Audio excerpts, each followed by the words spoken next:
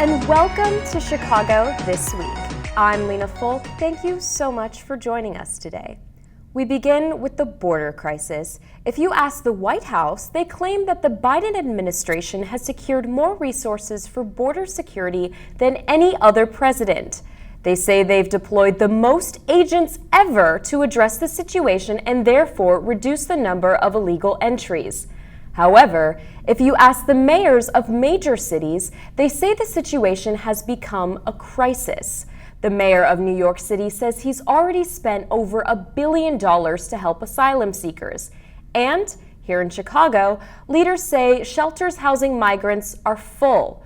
Our Brenda Ordonez went to the U.S.-Mexico border to check out the situation firsthand, now that Title 42 has ended. She brings us this report from Texas. Thanks, Lena. I'm standing in El Paso, right at the border. On the other side is Ciudad Juarez, where thousands of migrants flooded to just before the expiration of Title 42.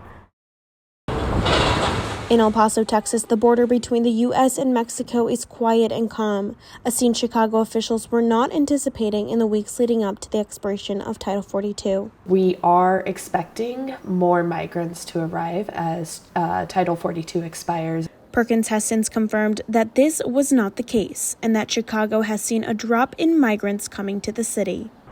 While a direct cause for this drop is unclear, some speculate that the enforcement of a long-standing immigration law may have something to do with it. Title 8 is a much harsher policy that effectively criminalizes migrants. Under Title 8, migrants who unlawfully cross or are denied asylum run the risk of being deported and therefore banned from entering the U.S. for 5 years. Title 42 or not, the border is not open. For 30-year-old Colombian migrant Royman Sarmiento Faria, the enforcement of Title 8 brings him sadness. There are people that lost everything for this journey. They left everything for a life in the U.S. Faria says the journey wasn't easy, getting emotional as he recalls disturbing moments from that voyage. But tell me, what about the women that were raped? What are they going to do? They were raping women, young kids. Faria arrived to the U.S. on May 8th. Upon entry, he turned himself into immigration, where he was processed and given an appointment to appear before a Chicago judge in July. There it will be decided if Faria will move forward with his asylum case or be deported back to Colombia. In El Paso, Texas, I'm Brenda Ordonez, Chicago This Week. This next story has been one of the biggest manhunts in Chicago history. More than 20 years ago, two sisters disappeared from their Bronzeville home. Then recently, a young woman appeared on social media claiming to be one of those sisters.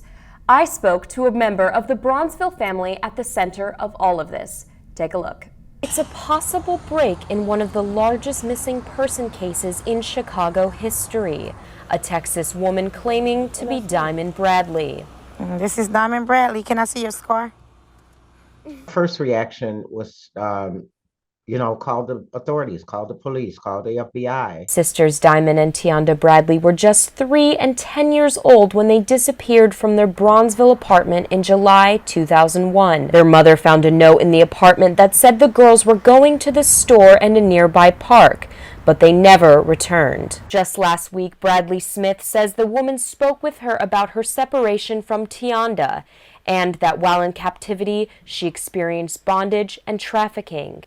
Over 10 people have come forward to the family as one of the missing sisters, but this was the first time DNA testing was involved. Either way, the DNA shall tell the truth. The DNA will speak. If it's her, the DNA will tell so. Chicago FBI Special Agent Johnson says the standard policy of the Department of Justice prevents the FBI from commenting on the nature of any investigation. There is no updated statement at this time, though we continue to solicit tips from the public and offer a reward up to $10,000. Even if she turned out to be Diamond, it still leaves the question of where's Tianda? So it's like having a half a heart. No matter the test results, Bradley Smith says she will not stop the search for answers. It's a matter of they're my family. As far as I'm concerned, as long as I have breath in my body and I can do something to help find Tianda and Diamond, that's what I'm going to do. The DNA results are expected this week.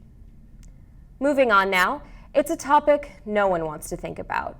What do you do when a relative dies? Until now, after a funeral, the two choices were to bury someone in a cemetery or cremate them and save their ashes or sprinkle them somewhere. Well, now, there's a third option. Here's Demita Menezes. Illinois could soon become the 7th state to legalize human composting. Human composting, or natural organic reduction, is a sustainable and eco-friendly alternative to traditional burial and cremation practices. And a lot of people don't like the idea of being embalmed or, ultimately incinerated. And so this option gives them peace of mind because it's just a gentle conversion into letting nature doing what it does naturally. It involves placing the deceased in a specifically designed vessel with organic materials such as wood chips and straw. And over a period of several weeks, the combination of heat, microbes, and decomposition breaks down the body, transforming it into nutrient-rich compost. This method avoids the environmental impact associated with embalming chemicals or the energy-intensive process of cremation. But the bill has opponents: the Catholic Church. Catholic experts argue this process degrades the dignity of the person's body because it scatters and separates the remains. The human body must be treated with respect in burial, and therefore it must remain together intact. Bones remain, they don't turn into dust. And they remain in the earth as a physical marker that there was a person here who had a history and a family and a story. And I think that's a very telling memo to us from nature. To those who oppose and think that we're dividing or separating, this is actually the only disposition where we don't separate anything at all. Embalming, which is specific to a lot of those groups, actually separates the blood from the body. The Illinois House voted 63-38 to approve the bill. The bill will now be studied this summer in the Senate to be taken up in the fall, according to Representative Kelly Cassidy. In North Park, I'm Demita Menezes, Chicago This Week. Thanks, Demita. It's Asian and Pacific Islander Heritage Month. There have been events and celebrations throughout the city for the last several weeks. The residents of Hyde Park came together to honor the community in recent days, and Hayes Owens was there. Hi, Hayes. Hi, Lena. One church used yummy treats and music sing-along, highlighting Taiwanese culture to send Asian and Pacific Islander Heritage Month on a high note. Here's more.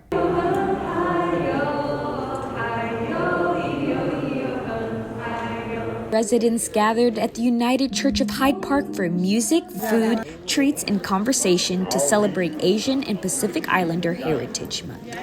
The event was hosted by the church and the Taiwanese Association of America Chicago chapter. The musician Tu Tin Wu shares why she wants to share her talents with others. Music, it's an art to have people to understand each other's culture, and the great way to enjoy it with beauty. The organizer and an attendee share how community events like this bring people together. We do not only have the Asian American here today, we have all kind of people today, which means always a very diverse place here, just like Chicago. So I'm very happy to know that lots of people interested in Taiwan's music. Although we're different, we have a lot of shared human experiences too. So music is a great way to bring us all together because songs tend to talk about universal feelings and experiences. If you would like to attend an event such as this one, visit the church website at uchpchicago.org. Jessica Christopher joins me in the studio now to bring us a series of reports all about women. Hi, Jessica. Hi, Lena. These next few stories focus on women's health, women's fashion, and women in business. We start with the Women's Expo held at Navy Pier. I was there and talked to powerful women recognized for their impact here in Chicago. Women supporting women. Shine Powerful Women hosted the Women Expo at Navy Pier in honor of women's growth and development throughout Chicago. There, women-owned businesses and panelists celebrate the launch of their third magazine, all with the help of its founder, Margarita Morelos. Margarita, I actually knew her when I was lieutenant governor, and so she called me so I could showcase the fact that no matter where you come from, no matter what your zip code is, you could be anything you want to be in this country. And Margarita is a living example. This beautiful, talented group of women. We wanted to connect women from the community. So their stories, they can share their stories with us, you know, because I think we can all, like women, we can learn from each other and just to grab things from them and just put it into our own journeys, like personal life, like whatever the goal it is, whatever the dreams we have, we can just get to them a little faster. Women throughout Chicago were there to empower one another. Let your light shine. That's going to be our motto. Now that the weather is warmer, a great way to stay active is to walk. It's even better if you can do that with a friend. Abby Buston is live to talk about a group that makes that happen for women in our area. Hi, Abby. Walking. It's something we do every day, yet we take for granted. But this month, we're celebrating walking. Gloomy weather and a chance of rain can't stop these girls from getting their Saturday walk on. And just to stay active and stuff like that, you know, different ways to do so, and we kind of just connect that with it's easy. Obviously, you're just walking, so you're going to show up. You don't need to bring any equipment. You just come on out, you walk, and then just make those connections. Chicago Girls Who Walk take on every month with new walking adventures around Chicago to help build community, friends, healthy habits, and even furry sidekicks. So we have our walks weekly, every weekend, and then a few occasional weekdays. But then, and when you come out, I also try to like always make sure that people are getting connected. Like you're not walking by yourself. But this month is special. May is National Walking Month, a month celebrating all the benefits of walking. I mean, walking is just a great low, impact exercise, and it was a great way to get out, especially after COVID, and start meeting people again. Chicago Girls Who Walk have walks every month, so you can step in. From Humboldt Park, I'm Abby Buston, Chicago This Week. Have you heard about the popular store that only sells one-size-fits-all clothing? Guess what size that is? It's a 2. Clearly, not everyone fits. Well, next, we introduce you to women in Chicago who came together to sell clothes for people who wear a size 12 and up. And that fits the majority of American women. Mia Bearden is live with that story. Hi, Mia. Yes, Jessica, I attended a clothing store pop-up that only sells clothing sizes in size large and up to combat the fashion industry's favor of smaller bodies. Here's more. The founder calls it a thick mall, which she launched after struggling to find places that sell unique plus-size clothing in Chicago. I don't think a lot of people that live in their larger body have a space where it's like, this is for you. You're not in the way. It's not like, I'm sorry, do you have my size? It's like, this is for us. How different could a plus-size person feel about life and going out in public and a sense of identity through fashion if they weren't made to feel like they're an inconvenience? Gigi Lira shares her shopping experience. I'm a big person and I don't have a lot of options to be able to go and buy plus size clothing and larger size clothing that might be in more alignment with my aesthetic and my style. To be able to come and have it all in one place is rare. This is something that you don't get the opportunity to have all the time. One vendor expresses the importance of having inclusive sizes. I started my business because I noticed when I was going to vintage markets and flea markets and sales that there just wasn't a lot of people selling above a size 10 or 12. We all need clothes to express ourselves, and that's what it really is.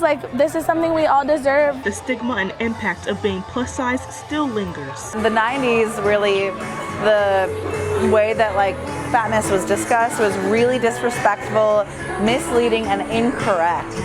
And I think we're the children of the 90s, or at least I am, so I think we're all still kind of working through that. I figured I can't change the industry at large, but what I can do is in my own community just invite people in to be like, it's awesome the way you are, you don't have to change. In Avondale, Mia Bearden, Chicago This Week.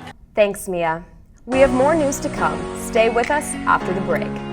We meet some NBA prospects who gathered in Chicago to show off their skills. The healthiest I've been in my past 4 years right now, and I take my treatment and my recovery and rehab very seriously. We visit what organizers call the biggest dog party in Chicago. And we stop by a fashion show with a twist. We'll be right back. At Northwestern, we're wildcats in every way.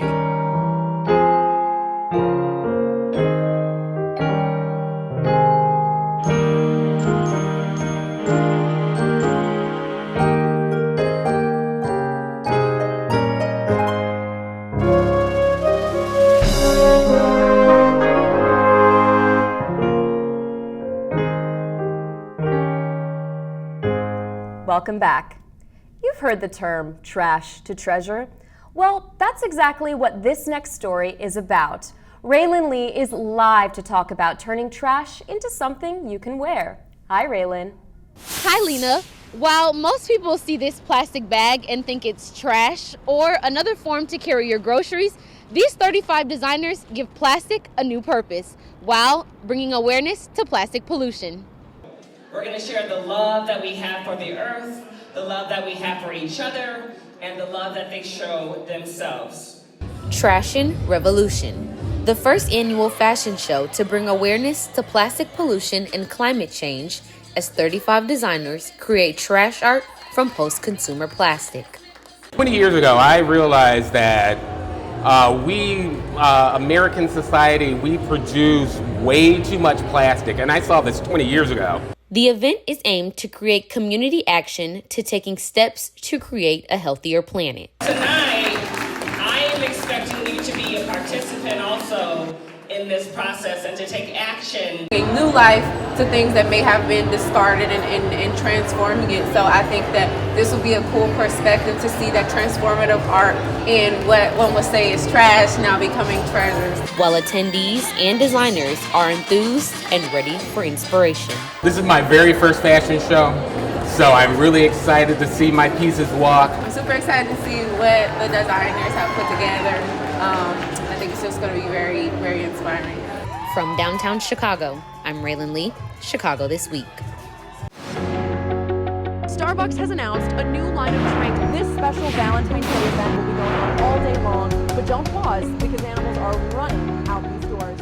If you like dogs, if you have a dog, or if you just want to support dogs, then look no further.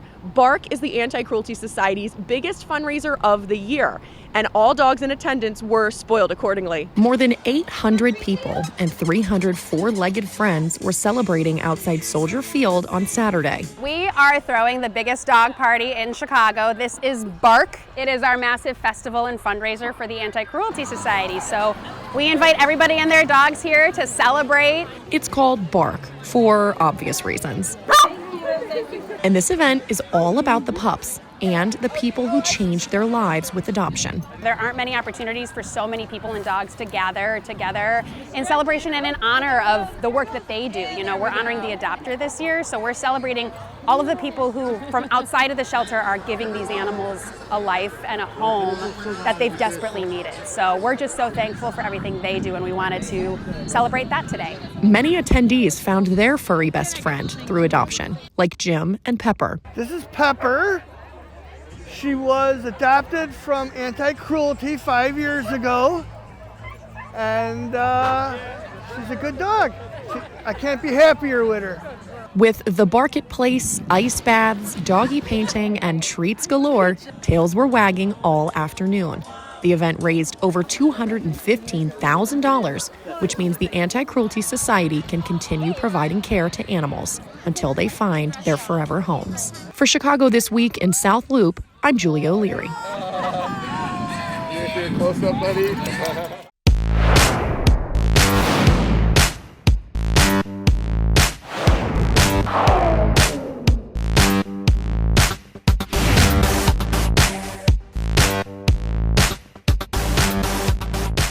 Hi everyone, I'm Ayana Bronner. It's time for Chicago This Week Sports. Northwestern University's baseball team has not been having a great season, but there's something about getting to play in one of the country's oldest ballparks that inspired the team this week. John Riker is live with more. Hi, John. Thanks, Ayana. Northwestern baseball hasn't had many highlights this spring, but against Notre Dame at Wrigley Field, the Wildcats sent it to extras and conjured some Wrigley magic. It's Wrigley Day for the Northwestern Wildcats. The Cats entered their game against Notre Dame with a staggering 38 losses and fell behind early. But NU's offense came alive. The Cats rallied to tie the game twice. Yeah, they've been knocked down a lot this year. They just keep getting up. To me, that's one of the best qualities you can have. Those rallies and improved pitching helped NU send the game into extra innings. In the 11th inning, a hero emerged, Captain Stephen Rustich.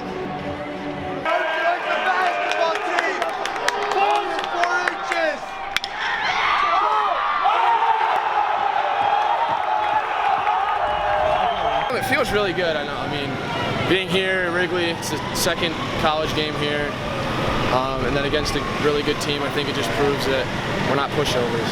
So. The walk-off win helped reverse momentum and score the Cats a memorable upset. I'm just so happy for the guys because we haven't gotten a lot of breaks, you know what I mean, this year, and I love seeing that. Reporting from Wrigleyville, John Riker, Chicago This Week. Chicago was home to the NBA's pre-draft camp. It lasts several days. I was there along with Max Olson to watch NBA hopefuls do a series of physical fitness tests and court skill drills. Max, what stood out to you? Hey, Ayana, what stood out to me the most was the pressure on these athletes to perform. So many people are watching, scouts and fans, to find out who the future stars of the NBA will be.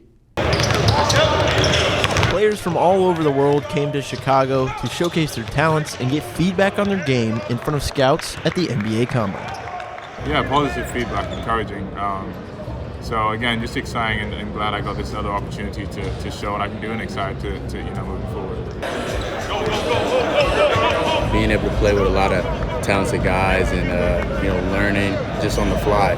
What the NBA I've heard is big that you adjust to any situation. So this was a beautiful opportunity to be a part of. I thank my Lord and Savior for this opportunity, and I'm just going to continue to grow and continue to be able to compete with guys, to get better.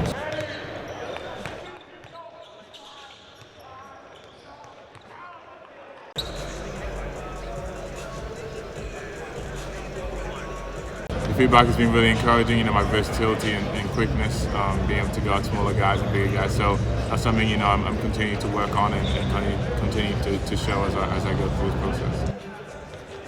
The simple things is what's going to get you on the court. There's a lot of, key guys that, demand so much attention. So being able to help and coexist with them is really important.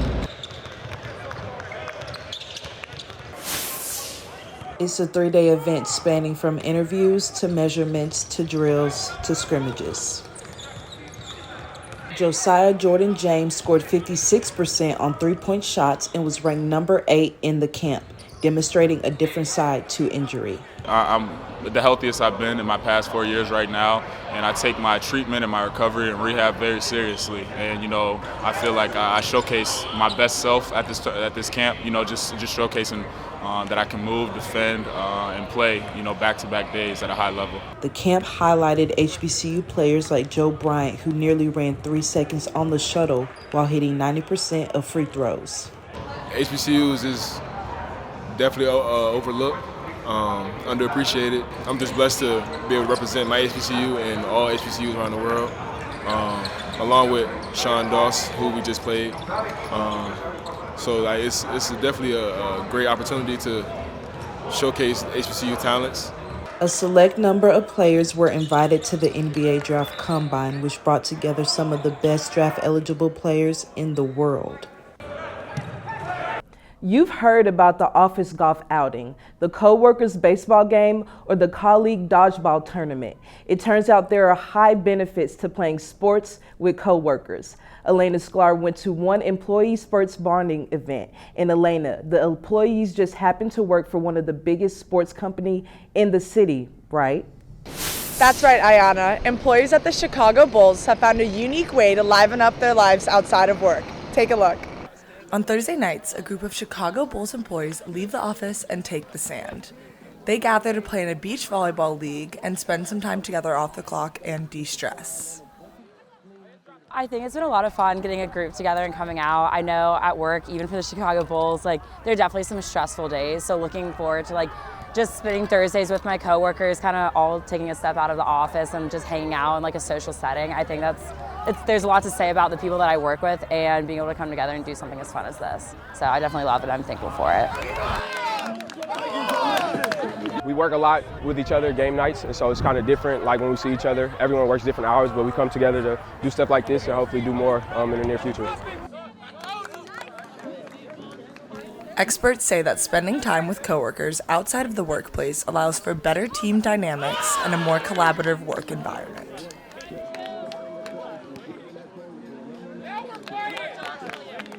Building team camaraderie. I think we all are young, around the same age, and we find things to do within the city. And so one of these things is volleyball. We're just getting to know one another on a different level. It's just fun to get out. Like, I think clears my mind, very great for the mental and the physical. So it's something I look forward to every Thursdays. Maybe next time we'll see Zach LaVine and DeMar DeRozan out there. From Chicago, Elena Shklar, Chicago This Week. Finally, it's National Barbecue Month. One local restaurant is making sure their delicious meals aren't just feeding paying customers. Kennedy Chase is live with more. Hi, Kennedy. Hi, Lena. Yes, it is National Barbecue Month. I traveled to West Loop earlier this week, and as I spoke with this particular restaurant, I had no idea this cuisine could be used to make a difference. It's barbecue with a purpose. It's National Barbecue Month, and in honor of this holiday, I visited the West Loop location of Soul and Smoke. The combination of their mantra, labor of love, and their childhood upbringing is how they approach cooking this smoky, savory cuisine. A lot of time growing up, I spent a lot of time over at my grandmother's house on the weekend. And of course, we had like a big family for every celebration. Everyone, my aunts, my uncles, they all come over to my grandmother's house and we, enjoy barbecue. According to barbecue expert and chef Gregory, barbecue is all about community. Barbecue is very communal. I believe most food brings everybody together as well, but when you think about the summertime and everything else, barbecue, nothing brings everybody together like a good barbecue. Soul and Smoke Barbecue doesn't just focus on their fresh ingredients like this, but they also make sure they focus on making a difference in their community. This barbecue joint not only strives to put good food on your plate, but also on the plates of others who can't afford a meal. Born and raised in Chicago, fighting food insecurity in his hometown is one of Chef Carter's missions as the founder of Soul and Smoke. During the pandemic, Soul and Smoke partnered with organizations like Royal Central Kitchen, the Trotter Project, and the Evanston Community Foundation. With those partnerships, we was able to create over 250,000 meals to provide to people, that was having hard times during the pandemic. The Soul and Smoke Evanston location also has a community fridge that is stocked and accessible 24/7 for anyone in need. In Chicago, Kennedy Chase, Chicago This Week. Wow, yes, you're right, Kennedy. After an outdoor barbecue, there's nothing better than watching a movie outside. This summer at Gallagher, you can watch a free movie on the lawn with your neighbors. Movies at Gallagher returns as the summer starts. People came to watch the movie with their partners, friends, families, and even dogs. Hanging out with my friends, being on the lawn, watching the free movies is so exciting. Just a fun daddy-daughter activity. It's a summertime favorite for everybody, so really excited for it to get warmer and to have the movie nights back. I bet that's my dad. Gallagher teams up with local cinema at Alamo Drafthouse to select and present classic movies for the neighborhood. The older classics are usually what gets people to come out because they're not airing anywhere, You might have to dust off a VHS tape, which is what we promote. I just think the movie's pretty funny, and I like this movie a lot. It's kind of like I'm in the movie theater, but I'm at Wrigley Field. Event director says movie nights also bring in more business for the local merchants. That's one of our goals, is to drive traffic to the neighborhood and to the businesses that surround Wrigley Field, even when the Cubs are either in the off season or out of town. Gallagher hosts movie nights every Wednesday at 6 p.m. from May to September. Thank you, Ophelia. And thank you at home for watching today. Stay tuned next week for a very special edition of Chicago This Week. Until then, have a great night, everyone.